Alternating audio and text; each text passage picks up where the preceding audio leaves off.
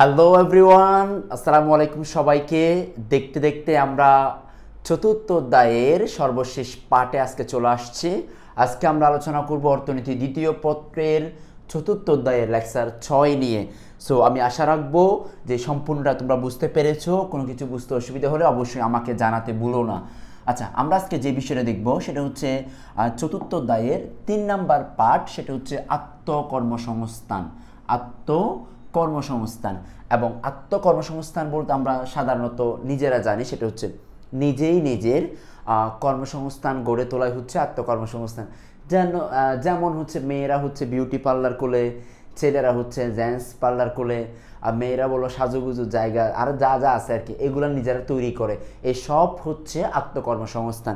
একই রকম আমরা যে প্রফেশনে আছি এটাও কিন্তু একটা আত্মকর্মসংস্থান, কারণ এটা আমরা নিজেরা নিজের স্ব-উদ্যোগে নিজের মূলধন দিয়ে কি করেছি, নিজেরা তৈরি করেছি। তার মানে আত্মকর্মসংস্থান মানে নিজেই নিজের কর্মসংস্থান গড়ে তোলাকে কি বলা হয়?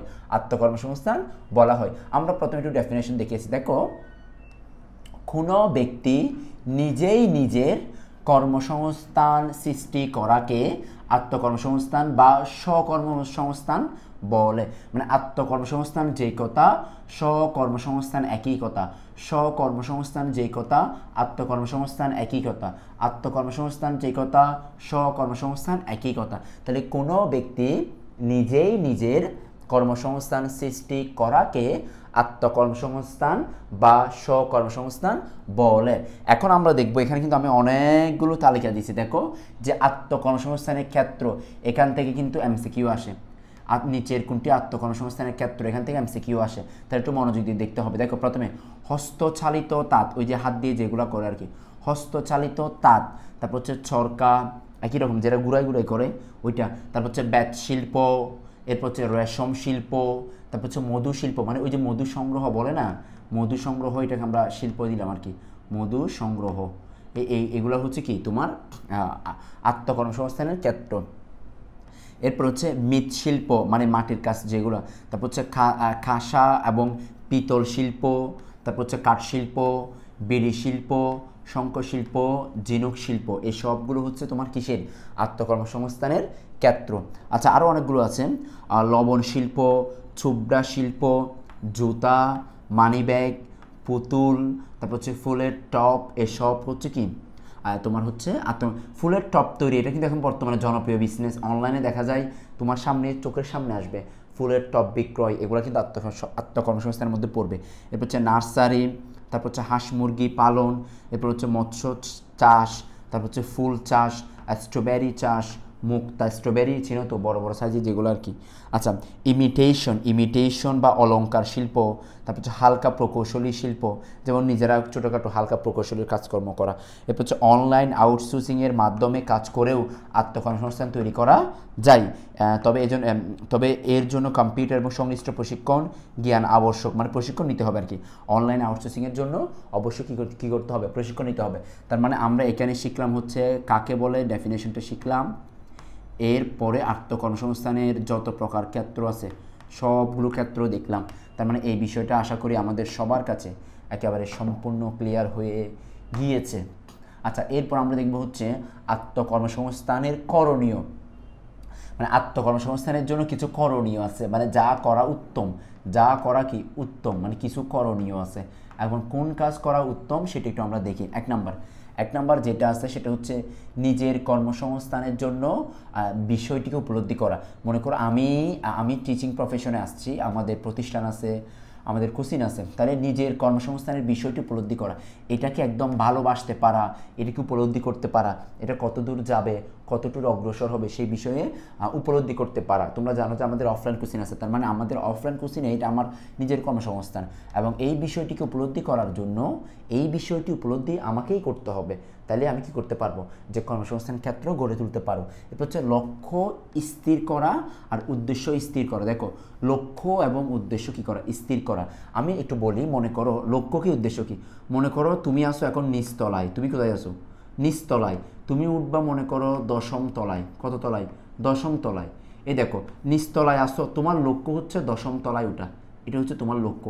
এখন উদ্দেশ্য কি জানো? উদ্দেশ্য হচ্ছে নিচতলা থেকে হেঁটে উঠতে হবে 1ম তলায়, এরপরে দ্বিতীয়, এরপরে তৃতীয়, এরপরে চতুর্থ। এই প্রত্যেকটা স্টেপ এক একটা উদ্দেশ্য, প্রত্যেকটা স্টেপ এক একটা কি উদ্দেশ্য। লক্ষ্য মানে হচ্ছে আমি নিচতলায় আছি আর আমি দশম তলায় যেতে চাই, আর প্রত্যেকটা কাজ এক একটা উদ্দেশ্য, প্রত্যেকটা কাজ এক একটা উদ্দেশ্য, প্রত্যেকটা কাজ এক একটা উদ্দেশ্য। আচ্ছা, কাজটি সম্পর্কে ভালোভাবে জানা এটা কিন্তু খুবই গুরুত্বপূর্ণ। মানে আমি যে কাজটা করতে চাচ্ছি সেই কাজটা একেবারে পরিপূর্ণ আমাকে জানতে হবে। এটার ভালো দিক কী, খারাপ দিক কী, কী করলে ভালো হয়, কী করলে খারাপ হয়, সেই বিষয়গুলো অবশ্যই দেখতে হবে। আচ্ছা, কাজটির ঝুঁকি বিশ্লেষণ করা, এখানে কি কি ঝুঁকি আছে সেটা বিশ্লেষণ করতে হবে। আচ্ছা, এরপর হচ্ছে আর্থিক এবং সামাজিক নিরাপত্তা এবং অন্যান্য বিষয় বিশ্লেষণ করতে হবে। তাহলে আর্থিক বিষয় বিশ্লেষণ করতে হবে, টাকা পয়সা আসে কিনা, তারপর হচ্ছে সামাজিক, এরপর হচ্ছে নিরাপত্তা বা অন্যান্য বিষয়সমূহ কী করতে হবে, বিশ্লেষণ করতে হবে। যে এই কাজটিকে আত্মকর্মসংস্থান হিসেবে নির্বাচন করতে যাচ্ছে তার দুর্বল দিক সুযোগ সুবিধা বিশ্লেষণ করা। তাহলে যে কাজটিকে আত্মকর্মসংস্থানের ক্ষেত্র হিসেবে নির্বাচন করতে যাচ্ছেন তার দুর্বল দিক এবং সুযোগ সুবিধা কী করতে হবে, বিশ্লেষণ করতে হবে। এরপর হচ্ছে কাজটির ভবিষ্যৎ সম্ভাবনা এবং অর্থপ্রাপ্তির সম্ভাব্যতা যাচাই এবং প্রয়োজনীয় প্রশিক্ষণ এবং বিজ্ঞদের পরামর্শ গ্রহণ। তাহলে কাজটির ভবিষ্যৎ সম্ভাবনা এবং অর্থপ্রাপ্তির সম্ভাব্যতা যাচাই এবং প্রয়োজনীয় প্রশিক্ষণ কী করতে হবে, গ্রহণ করতে হবে। এই সবগুলো কিন্তু আমার কিসের, আত্মকর্মসংস্থানের ক্ষেত্র, মানে আত্মকর্মসংস্থানের ক্ষেত্রে করণীয়, মানে আত্মকর্মসংস্থানের ক্ষেত্রে কি করণীয়। আচ্ছা, সফল আত্মকর্মীর কেইন্স সমীকরণ। কেইন্স একজন সফল আত্মকর্মসংস্থানে উদ্বুদ্ধ একজন ব্যক্তির ক্ষেত্রে কিছু করণীয় নির্দেশ করেছেন, যে ওনার মধ্যে এগুলো থাকলে উনি আত্মকর্মসংস্থান গড়ে তুলতে পারবে, মানে নিজের কর্মসংস্থানের ব্যবস্থা করতে পারবে।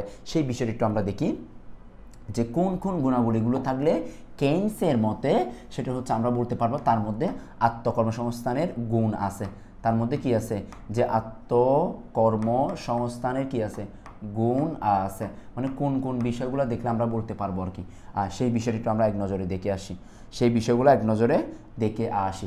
এক নম্বর দেখো, এক নম্বর হচ্ছে ইতিবাচক মনোভাব। তার মধ্যে ইতিবাচক পজিটিভ মনোভাব থাকতে হবে। তার মধ্যে কি থাকতে হবে, পজিটিভ মনোভাব। বলো না 3B পজিটিভ, তার মানে তোমার মধ্যে পজিটিভ চিন্তা ধারণ করার ক্ষমতা থাকতে হবে।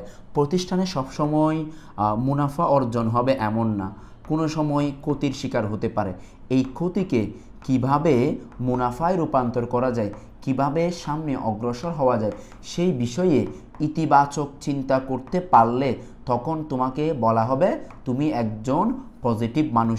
আর যদি তোমার মধ্যে নেতিবাচক চিন্তা আসে, প্রতিষ্ঠান ছেড়ে দেওয়ার চিন্তা আসে, প্রতিষ্ঠান না চালানোর চিন্তা আসে, তখন কিন্তু তুমি কখনোই ইতিবাচক চিন্তা করতে পারবে না, যেটা প্রতিষ্ঠানের জন্য ক্ষতি হবে।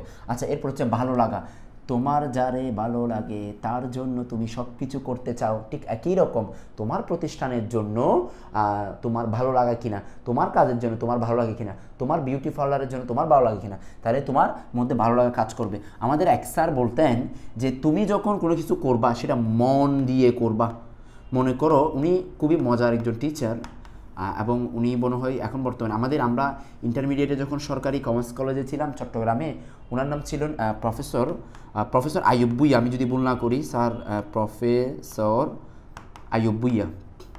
তো উনি বলতেন আইয়ুব ভুঁইয়া স্যারের নাম যথেষ্ট সুন্দর। আচ্ছা, প্রফেসর আইয়ুব ভুঁইয়া উনি একটা কথা বলতেন যে তুমি যদি ট্রাক ড্রাইভার হও তুমি মন দিয়ে ট্রাক চালাও, তুমি যদি টিচার হও মন দিয়ে স্টুডেন্টদেরকে পড়াও, তুমি যদি রেস্টুরেন্টের মালিক হও মন দিয়ে রেস্টুরেন্টের পরিচালনা করো। তার মানে যেটাই করবা মন দিয়ে করবা, তখন কাজকে কাজ মনে হবে না, কাজকে তুমি আনন্দে নিতে পারবা। আসলেই আমরা যখন এগুলো কথাগুলো শুনতাম তখন কিন্তু আসলে বুঝতাম না, কিন্তু এখন যখন এই প্রফেশনে আসছি, ঘন্টার পর ঘন্টা দাঁড়িয়ে কথা বলি, ঘন্টার পর ঘন্টা স্টুডেন্টদের অভিযোগগুলো শুনি, সেগুলো প্রবলেম সলভ করি, স্টুডেন্টদের মতামত নিই, স্টুডেন্টদের মতামত সলভ করি, তার মানে নিজের মধ্যে একটা ভালো লাগা কাজ করে। কারণ এই প্রফেশন আমি ভালোবেসেই বেছে নিয়েছি সেজন্য, কারণ ওই যে তোমার কোনটা ভালো লাগে সেটা বেছে নিতে হবে।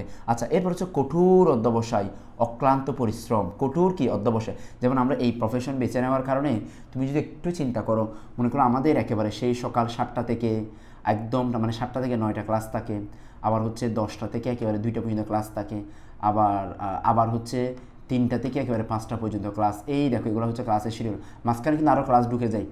তাই প্রায় যদি হিসাব করো ডেইলি 8-9 ঘন্টা আমাদের ক্লাস থাকে। কিন্তু আমার কাজের জন্য আমার ডেডিকেশন, আমার দায়বদ্ধতা আছে, সেই জন্য আবার রাতে আমরা নিয়ে থাকি হচ্ছে লাইভ ক্লাস। শুধু কি তাই? লাইভ ক্লাস স্টুডেন্ট কোনো কিছু না বুঝলে আবার হোয়াটসঅ্যাপে মেসেজ করে, আবার সেগুলো রিপ্লাই দেওয়া। শুধু কি তাই? যারা অফলাইনে আছে তারা এর পরের দিন আসে যে ভাইয়া স্যার আমাকে এটা বুঝাই দিন, তাদেরকে আবার পার্সোনাল নিয়ে বসা। তার মানে এই বিষয়ে, এই টিচিং প্রফেশনে কাজ করার জন্য আমার কঠোর কি আছে? অধ্যবসায় আছে।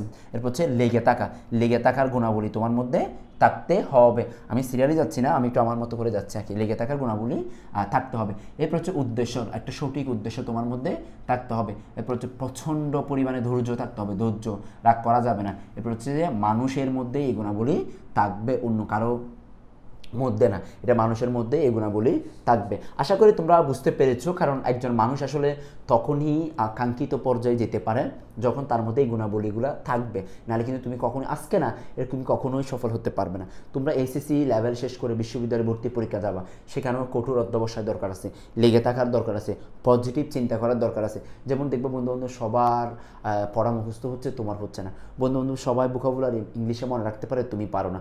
বন্ধু সবাই সাধারণ জ্ঞান পড়ার সাথে সাথে মুখস্থ হয়, তোমার হয় না। কিন্তু তোমার ইতিবাচক চিন্তা করতে হবে যে আমি যা পড়েছি আল্লাহ তাআলা আমাকে ওর মতো মেধা দেয় না, যতটুকু দিয়েছে আমি যা পড়েছি আরও 3 বার পড়বো, ইনশাল্লাহ আমার মনে থাকবে। আরও 7 বার পড়বো, আমার মনে থাকবে। যেটা পড়েছি 1 সপ্তাহে সেটা আবার রিভিশন দিব, আমার মনে থাকবে। এভাবে ইতিবাচক চিন্তা করে নিজেকে গড়ে তুলতে হবে, ইনশাল্লাহ সফলতা তোমারই আসবে। সো সেজন্য এই গুণাবলী কিন্তু খুবই দরকারি, এই গুণাবলী কিন্তু খুবই দরকারি, এবং এটার উপর ভিত্তি করে তুমি নিজের জীবনে সফলও হতে পারবা ইনশাল্লাহ। আচ্ছা, সফল উদ্যোক্তা হওয়ার ক্ষেত্রে 5টি বিষয় মানতে হবে। একজন সফল উদ্যোক্তাকে কয়টি বিষয় মানতে হবে? 5টি বিষয় মানতে হবে। একজন সফল উদ্যোক্তা 5টি বিষয় মেনে চলবে। 1 নম্বর হচ্ছে সাহায্য। সে হচ্ছে বিভিন্ন কাজে অন্যকে সাহায্য করবে বা সাহায্য নিবে, উভয়টাই করতে পারে। মানে সে ক্ষেত্র বিশেষে কারো কাছ থেকে সাহায্য নিতেও পারে, আবার কাউকে সাহায্য করতেও পারে, তার মানে সাহায্য। 2 নম্বর হচ্ছে সহজ কর্ম পরিকল্পনা। ওনার যে কর্ম পরিকল্পনা থাকবে সেগুলো একদম ইজি হবে, সেগুলো একদম কি হবে? ইজি হবে, সহজ হবে। অনেক সময় দেখবা হচ্ছে যে জটিল করে ফেলে, কিন্তু জটিল হবে না। যতটুকু সম্ভব কি করবে? সহজ করবে, কমপ্লেক্স করবে না। এরপর হচ্ছে দূরদৃষ্টি, খুবই খুবই গুরুত্বপূর্ণ। মানে আজকের দিনে দাঁড়িয়ে আগামী 10 বছর পরে কি হতে যাচ্ছে সেই বিষয়ে সুদূর মনোভাব পোষণ করতে পারা, দৃষ্টি দিতে পারা, বাস্তবতা উপলব্ধি করতে পারা, এটা হচ্ছে দূরদৃষ্টি।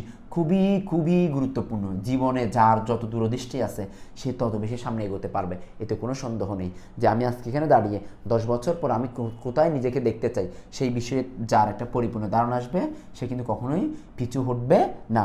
এরপরে 4 নাম্বার যেটা, সেটা হচ্ছে আত্মনিবেদন।